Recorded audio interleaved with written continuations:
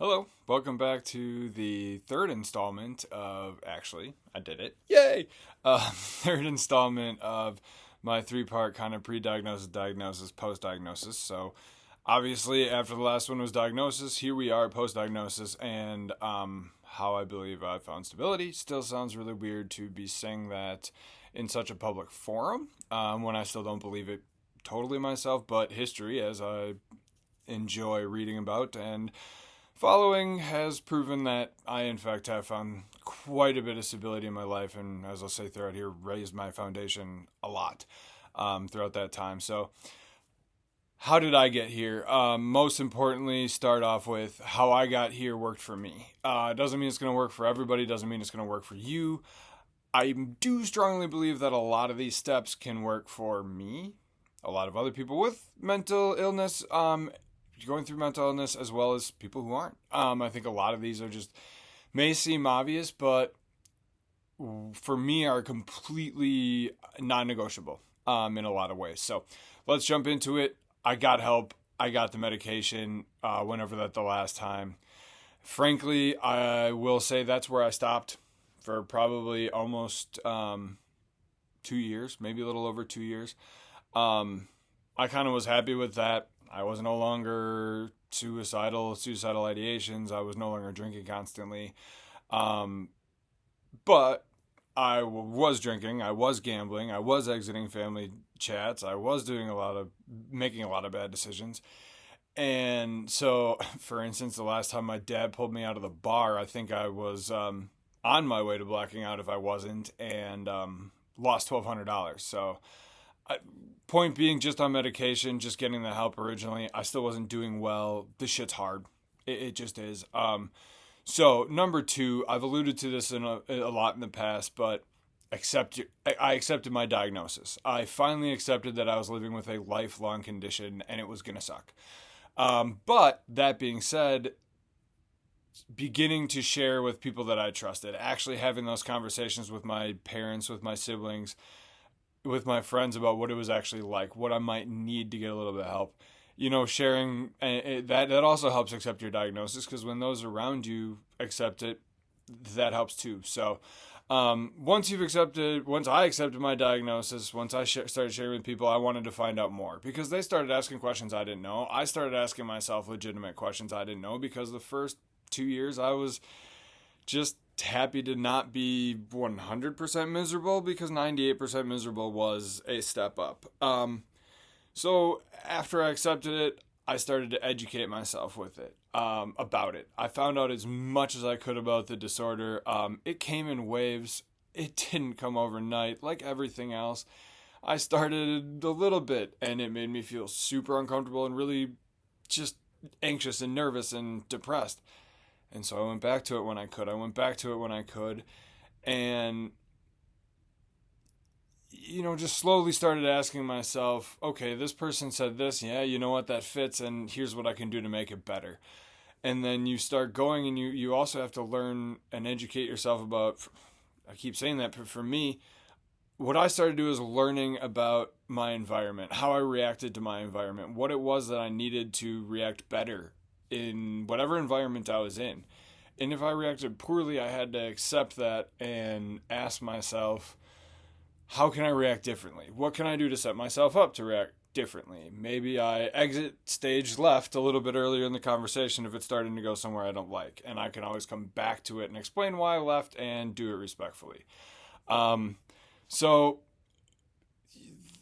educating yourself just opens up a lot of different avenues to kind of figure out how you can get better. I guess I don't know why I put this number 4, but I guess truly in order, I did start educating myself before I did this next step, and that's stop drinking. I started to cut back and cut back and cut back. It was still drinking for 3-4 nights a week when I was diagnosed, to stepping back a little bit to a couple nights a week, but still drinking quite a bit. I remember when I met my girlfriend, I was still drinking a couple nights a week, and probably for the first year that was true.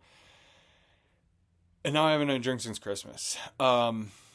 The reason being, not that I can't have one and enjoy it, and I'm sure I might this weekend or the next time my entire family's together, but I now understand that that one sip, that one drink, those two drinks are going to change the way that my medication interacts with my body, is going to change the way that it interacts with my brain. It's going to change the way that my brain is functioning immediately.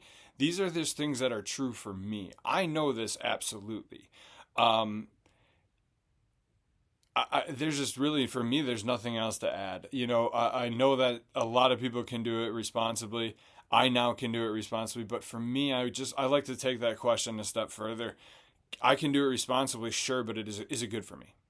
No. Am I getting any benefit out of this whatsoever? The answer to that is no. I've been able to figure out ways of relaxing and getting through my days and doing something else. Um, Another part of that is slowing my brain down a little bit during the day, and that's been reducing caffeine. I kind of put these two together because it turns out when I stopped drinking and I wasn't constantly freaking hungover, I was able to sleep a little bit better and get a little bit more rest. And I mean, I used to drink, I don't know, two monster iced coffees every single day, maybe one and a half. And now I'm down to about a third of one. So I've cut it down by probably 80 to 90%. Again, slowly over the years. It didn't start like that. I think I was still drinking a full one of those or more a couple years ago. Um, and just over time, that slowed down. Now, brings me to my next point, number 5, equally as important as the last one. That's exercise. For me, I know everybody always told me to go for a walk, to get outside, to get some fresh air. That's going to help. And it did. It was definitely a fantastic place to start. A lot of really long walks got me through a lot of really dark days, including during COVID, which is kind of when I started getting those really daily long, hour and a half long walks in. Now, what an hour and a half long walk does is eventually, for me, it started to wear me out. I got a little bit tired. I was just really focusing on the surroundings around me and getting through and distracting myself, which was great. That's exactly what I needed to do. I don't always have an hour to an hour and a half to work out. I also don't find that to be, or to walk. I also don't find it to be just always something I want to do. So outside of blacking out or absurdly long walks, the only thing that I've found at this point that actually frees my mind is a good 15 to 20 minute moderate to heavy cardio workout. I mean, I wish that wasn't true. Trust me, I've tried everything else. I've tried every shortcut in the book.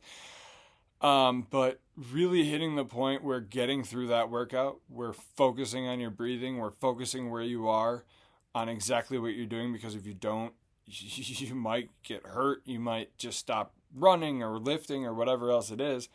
I've heard this described as a flow state. For me, I just consider it a point in which my brain is only focusing on that task at hand, and that's to keep myself going.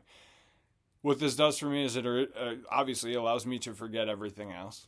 Forget work, forget that problem that was going on earlier in the day, that questioning about myself. But that's the most important part. It gives me that confidence. Every single time it gives me that confidence. Now, I've since been able to adjust if I have a longer day. Sometimes I just need to get on there and spin my legs on the bike and spin my legs for 15 minutes. Maybe I do just have to go for a 15-minute walk. But that's come along with everything else that I'm talking about here, and that's that growing stability, that growing foundation. Then you can start to not take shortcuts, but find out if there's something you can do that'll get you through for a night until you can work out the next day. For me, again, that's what I have to focus on. Growing my support team and growing it slowly has been the most important one. Again, I keep saying them. These are all integral. That's why I have them here. It's been, I can't even put it into words, obviously. What I did, I feel like, is I eliminated those who surround me with negativity and instead surrounded myself with people who supported me no matter what. Who asked me questions about my disorder, who asked me questions what it's like, what it takes to get through, and then most importantly, what they can maybe do to help. And I had a really funny interaction with my sister last week where her reaction that actually helped was to ignore me and not respond. And I thanked her for that, because she realized that I would figure it out, that my thought line wasn't overly rational at that time. And even if it was, my reaction to it wasn't appropriate. It's It's amazing what that support network can do. The painting above me right here, my current girlfriend painted that for me. Now, most other people will see a cool painting, maybe, but for me, it shows an understanding of who I am, of the positive days, the down days, the scrambled thoughts, but hopefully still a good looking end product. But it takes time. It takes, some people aren't going to jump on board right away. Some people aren't going to be able to dive into the deep end with you. There is a lot of baggage that comes along with living bipolar for 15 to 20 years like myself, undiagnosed. There's a lot of baggage that comes with that. There's a lot of sometimes hard feelings that come with that. And as long as you accept the diagnosis, don't, in my case, drink like a fish and say horrible things and do those things. And people have seen my progress. People have seen how hard I've been trying to, and now even sharing and what I've just tried to do. That support team, that network will grow. Again, just growing that foundation. Number 7 here, that was 6.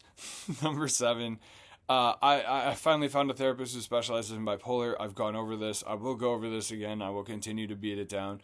I will say that I had one therapist who Googled a lot of information and wasn't great, but she was the reason that I reduced caffeine. So you can always take a positive.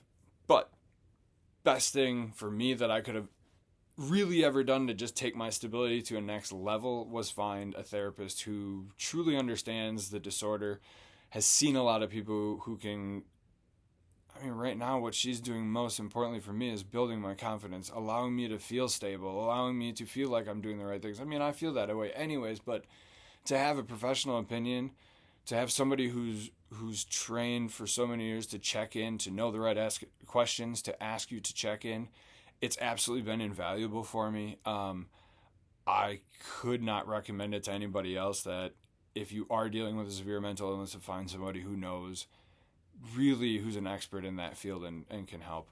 So number 8, this is really not a summary yet, you wish, but this is all-encompassing so far of the previous 7, and that's routine. That's getting yourself into a routine of the previous 7 ways that I take care of myself. Let's say that I see my therapist. I have my support team around me. I stop drinking. I've accepted my diagnosis and I've educated myself, but I stop exercising. Let's say I stop exercising for a week. Let's say that then, because I stopped exercising for a week, I sleep 6 hours.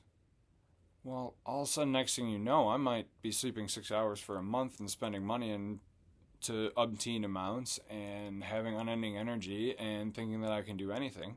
See last summer. And that leads to an absolute crash.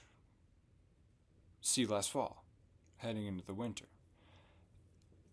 The only way that I've found to try and stave that off is a routine. When I've allowed myself to get on a routine, off of a routine, to just go in vacation mode, to just say, it's okay, I don't need to stretch today, I don't need to work out, I don't need to do this, I'm just going to get through the entire day and it's going to be fine, does not work. It did not work, it does not work. I have to have routine, I have to have a little bit of structure in my life. If that structure is not going to be provided for me or I don't have it in whatever, I'm going to find it myself. If I'm on vacation, I'm going to go for a run. If I've had a really long day and the only thing I want to do is eat something that's going to make me feel like shit the next morning, I'm going to eat healthy. There are days that I'm going to take off, and going into it, I usually know those days because I don't want to be unplanned for it. I want to know what I'm heading into. This isn't always possible, but knowing and staying on a routine allows me to be more prepared and more able and more agile to adjust when something comes up and smacks me in the face, because it's going to happen. It's going to happen for everybody because it's called life. It's going to happen for me because sometimes my emotions, and those living with bipolar, your emotions are just going to slap you across the face for no damn reason. So getting on that routine, keeping some sort of essential aspects of that routine going, the run, the eating healthy. What I have found is taking time off. I have Easter coming up, and I took off the whole weekend because those weekends can be really stressful. I'm always stressed out at work when my family's in town because I don't want to be working. I want to be with them. I want to be a normal person who doesn't bartend at 36 and have weekends off. So I've found a way to do that. I found a way of making that happen. And my stress level is a lot lower going into this weekend than it has been in the past. Other than money, but it's another thing. Okay, so you're doing I've done all those things. I've done routine. This kind of goes with the routine, but I've really focused on it so much more so since that previous hypomanic depressive state that I talked about, is knowing when I need to take a break and actually doing it. This is hard sometimes. When I start doing these videos, when I start working on this stuff, you want to keep going, keep going, keep going. But I know I have to take a break. As I've mentioned in here 100 times, look, I'd love to be one of these people who can put up a video every day, every third day, tell you that I'm going to be back every Thursday, every other.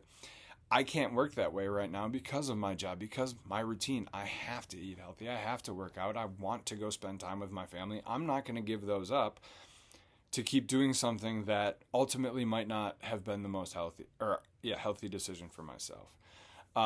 Sleeping, as I've alluded to, I need 8 hours. I can get by for a day or two on 7.5, as long as I monitor throughout the day, seriously, consistently, and seriously, constantly, for any signs of hypomania. Take a few steps back. This is part of it. Know when to relax. Take a breath. Slow down. All of those things for me are all wrapped up into this number 9 of sleeping and relaxing, because I can stay in my routine. I can do everything right. If I don't get enough sleep, nothing matters. If I don't relax and I push, and I crash, none of the rest of that matters. I'm not starting back from the beginning again, thank God, because I have built up that stability. I have built up that foundation. I have built up that support. But it's hard once you've crashed again to build that confidence back up. It doesn't start at the beginning, but it goes awfully low. It goes awfully low. So 10 is a job. This kind of just takes it to another step. Those first 9 couldn't be more important. For me, job has always been like the hardest one for me. It still is. I really enjoy my job. I like my job. I like the people that I work with. I like interacting with people. The customers are great. The employees I have I work with are great. It's a lot less stress. They're so flexible with giving me time off. But again, that comes with major consequences on the other side of it. I don't make quite as much money. I don't want to go into the list of negatives because it really doesn't matter. What this job does for me and works for now is it pays my bills, and it provides me with the flexibility that I want to see my family. For me, seeing my family is more important than getting really, really far ahead in life. Knowing that I need the extra time in my day to exercise, I might need extra time in that day to call one of my support group. I might need time in that day to go to therapy. I need time in that day to go to my psychiatrist. My girl Joa. But so for me, that's what matters in my job. Now, what I can't lose is that I'm constantly trying to think of ways that I can change that, because there is stress that comes with not knowing exactly how much you're going to get paid when you're working for tips. There is stress when some weeks you don't work quite as often, or you work way more and you work different shifts. And that's nothing to blame my job, my current employer. That's just the industry that I work in. You're not always going to have a set schedule. In fact, it's very likely you don't have a set schedule. That's really hard. It's really hard to maintain that routine when you don't have a set schedule. So for me, looking ahead, all I can do is try and continue to set myself up for future success. Continue to keep my eyes open for ways of trying to figure out what kind of job might I be able to do. I've probably decided working from home isn't good for me. Part of getting out and going to work is building confidence. And some days, if I sat in here by myself all day long, even if it was talking over the phone or Zooming, I just don't see that ending well for me. There's a lot of factors that have to come in when you live with bipolar, when you live with a mental illness. I take for granted and took for granted sometimes how many factors come in. This is why I'm doing what I'm doing now. It's a chance. It's a try. It's betting on myself. Maybe someday I can work for myself. But if not, I do have a plan. I'm not going to speak it out yet because there's a lot, but that's what I'm going for. I'm going to try and improve myself and maybe work in a setting where a lifelong condition is understood and you're put in a position to really truly succeed and thrive. And lastly for me, and I know I've alluded to this before, but eat healthy. Everything works with you. Eating healthy, I've found everything works with my brain and interacts with my brain in such an incredible way that I never realized before. Sleeping, exercise, it seems like everything that I can do is on steroids to my brain, good or bad.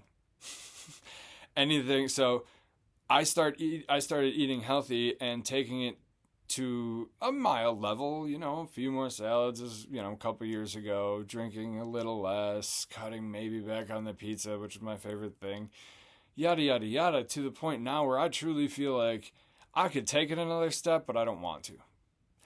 I know I could maybe lose another 2 or 3 pounds, but I don't want to. There are some things in my life that I still need to enjoy, but 5 to 6 days a week, I'm going to eat healthy because it makes me feel better.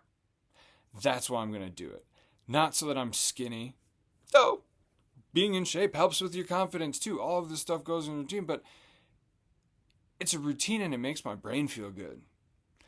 When I eat, unfortunately, my favorite food in the world, which is pizza, my brain doesn't feel that great the next morning because guess what? My stomach feels like dog shit the next morning.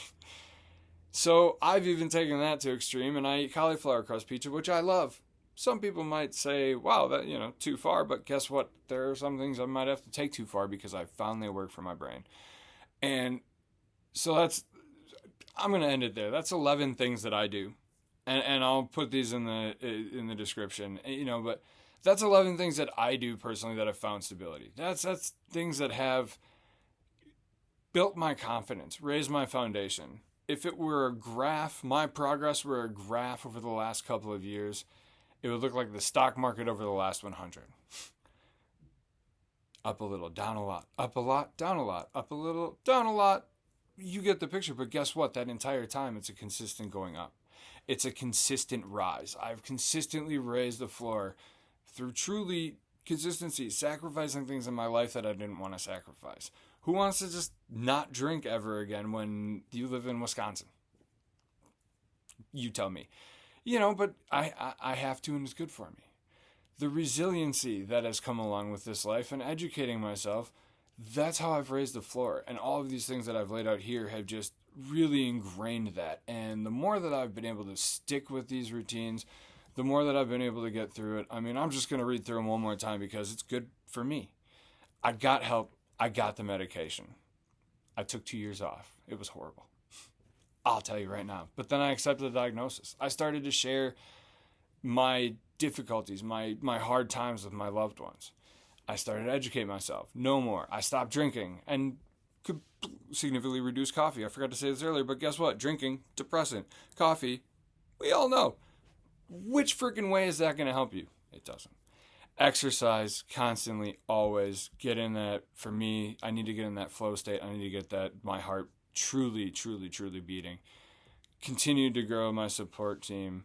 I found a therapist who specializes in bipolar who's incredible. Overall, keep that routine going. Every week, every month, every day if I can. And if I miss a day, I'm going to keep one little bit of that routine. I'm going to get a workout in. I'm going to go for a walk. I'm going to eat a healthy breakfast. I'm going to do something that keeps that going. I'm going to know when I need to stop. I'm going to know when I need to sleep. I get my 8 hours almost every night, and I make up for it if I don't by relaxing and maybe sneaking in a nap. Doing the best I can with my job, and I'm trying to get there. And lastly, I do eat healthy. That's it. Truly, that is the simplest. That's my life. What's crazy is now that I think about it, those 11 things that I try and do encompass my life. The really fun parts, I guess, of my life are when I get out of that comfort zone for those few days, those few hours, or a week and go see family or do something crazy and fun. But then I have to be in that routine part of that time.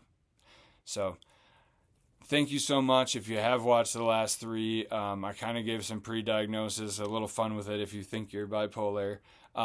A shorter one on the diagnosis and the medication, and a much longer one here that hopefully a couple people watch or come watch a little and come back to, because I do think, finally in my life for the first time, and I still question it. I won't say it out loud. I seem to have found a little bit of stability. I'm going to keep going with it. So thank you, thank you, thank you. Subscribe, follow on Instagram. I've been putting more and more up there recently. The website, Benefits of Bipolar. At some point, I'm going to put what I did here today down in writing and try and put that on the main part of the website. So thank you again. Have a great day. Have a great week. Thank you. Thank you.